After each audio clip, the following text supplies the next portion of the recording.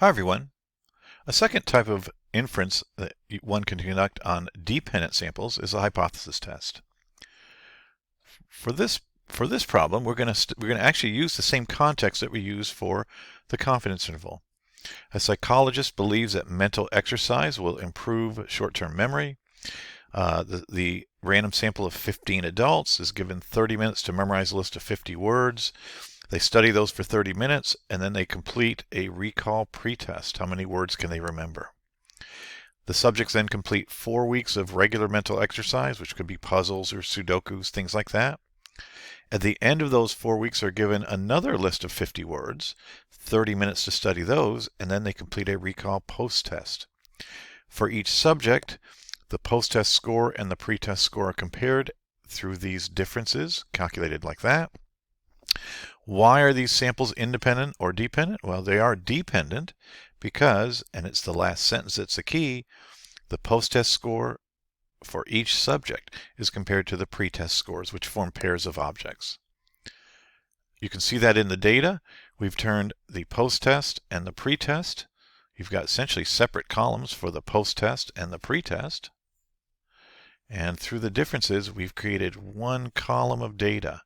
And that's why you can use the t-test to compute both the confidence interval and the hypothesis test. For the hypothesis test, it starts with the question: do the data suggest that on average post-test scores are greater than pretest scores? Remember that our differences are post-test minus pretest. All right, so it starts with the hypotheses, as all hypothesis tests do. The skeptic would say there's no difference in the mean scores. There's no difference in post-test and pretest scores. If that's the case, then the average of those differences would be 0. That is your null hypothesis. If we want to know if the activity improves memory, then you'd expect post-test scores would be higher than pretest scores. In other words, these values would be positive if the memory exercises help. So on average, and this is our alternative, the mean of the differences is positive. The decision rule is reject H0 if the p-value is less than, say, 0.01. In this case, the level of significance is given there. The test statistic for dependent samples t-tests, remember it's a dependent sample t-test, x bar of d over s of d, standard deviation of the differences, over the square root of n of d. Notice that we need those to compute this by hand, and I say by hand mostly, is we can get these values from StatCrunch. And the way you do that, again, is if you go to Stat and Summary Statistics on a column, the column of differences, and Compute, and the StatCrunch computes the sample mean of the differences, the standard deviation, and so forth. So, going back to my PowerPoint file, I have actually copied that StatCrunch column here, and it's also a good idea, excuse me, right there you go, I don't want to give away the ending. You also want to continue to try to graph these to get a picture. If the null hypothesis is true, we know that the differences are going to be about 0, the mean of those differences. We found a sample mean from StatCrunch of 2.467, and that has, as you'll find in a minute, a t-score of 4.05. So that's our test statistic. We give the hypotheses, the decision rule, the test statistic. Now let's compute that test statistic, that t-value. That's going to be x bar of d, which is the sample mean, 2.467. Divided by the standard deviation, which is 2.356, divided by the square root of the sample size, which is 15.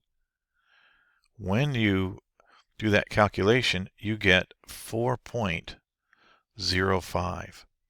That implies that a sample mean of 2.467 is about 4 standard deviations bigger than the hypothesized mean of 0. Now we need to get basically it's a simple t-test, one sample t-test. What's the p-value corresponding to 4.05? For that, go to the t-hypothesis table. The degrees of freedom for samples 15 is 14 degrees of freedom. So on the 14 line, on the hypothesis table, the greatest t calculated value is 2.8, so it's the closest thing we have. 4.5 is much greater than that, so we go down to 14 degrees of freedom, 2.8, and we'd get a p-value of 0.0071. So from the t-hypothesis table, the p-value is 0.0071. Okay, with a calculated value of t of 4.05,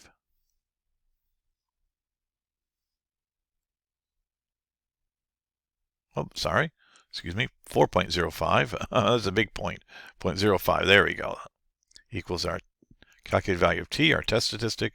Our p-value is equal to 0.0071, which is less than the level of significance of 0.01.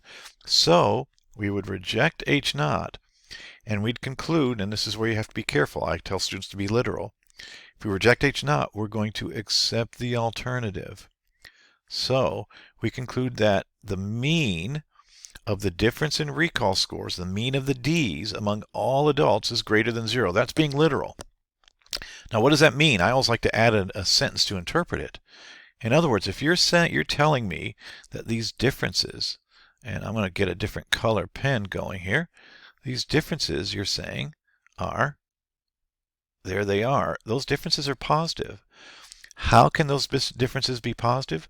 Only if the post-test scores are greater than the pre-test scores. So, because you're concluding that the differences are positive, we can say that on average, basically, post-test scores are greater than pre-test scores on average for all adults that complete the mental exercises. So that's completing this test by hand. It's no different than a t-test. Fortunately, and we're going to actually start making this transition in the class, StatCrunch will do a lot of this work for us. As with all hypothesis tests, you still have to list the null hypothesis, the decision rule, and the test statistic. The question remains the same. On average, are post-test scores greater than pre-test scores using these differences? So is the mean of the differences 0 versus greater than 0? All right. So rather than computing this by hand, to do this on StatCrunch, what you need to do is go back to StatCrunch, and here's the data. Remember, this is a t-statistic, so under Stat, t-statistic, Stat t-statistic, for dependent samples, they are paired. The differences are post-test minus pre-test. StatCrunch always does sample 1 minus sample 2.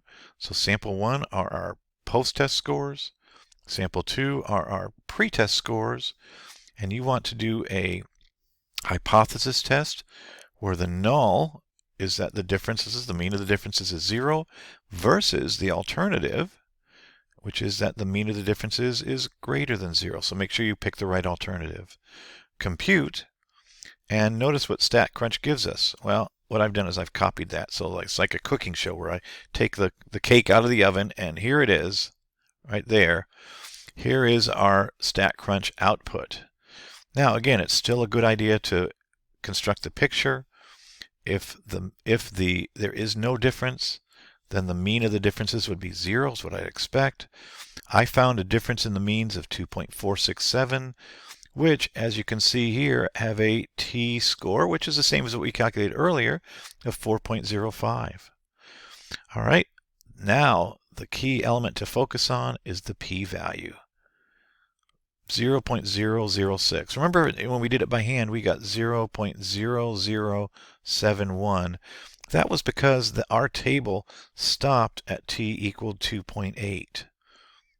StatCrunch goes out to the exact t-value and finds the statistic, and finds the correct p-value. So it's more accurate, obviously, to do it with a computer than to do it by hand.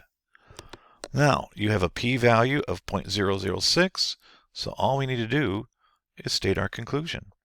Since that p-value, 0.0006, is less than the level of significance of 0.01, reject H0. Again, conclude that the mean of the difference in recall scores, the difference being post minus pre, among all adults is greater than 0. Again, I really emphasize there that you should be literal. If you accept HA, then we're going to conclude that the mean of these differences in test scores is greater than 0. But what does that mean?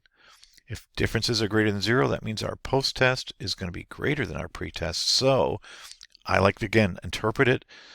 That means that the post-test recall scores are greater than the pre-test scores on average for all adults that complete the mental exercises. As with other test procedures or confidence intervals, checking the validity, again, we know that we have a sample of paired differences that are randomly selected. We don't know the standard deviation of the difference in test scores. Those are unknown, okay, for all individuals. So essentially the population standard deviation is unknown. We do have a sample size of 15, which we already agreed in our last video on confidence intervals could be problematic. Okay, so what you do is we want to examine the histogram of sample differences. Compute it with a histogram, and fortunately, that looks relatively symmetric, normalish as I call it.